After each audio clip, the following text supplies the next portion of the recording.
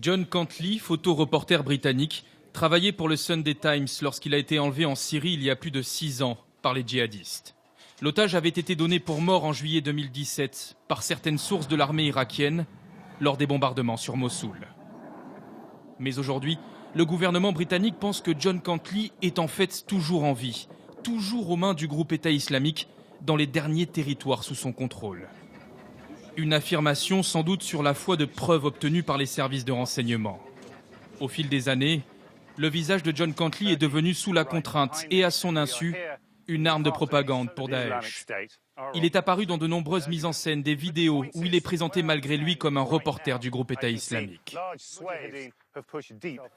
Pourquoi la coalition internationale a-t-elle détruit l'université de Mossoul? Pourquoi? On ne comprend pas. On ne sait pas.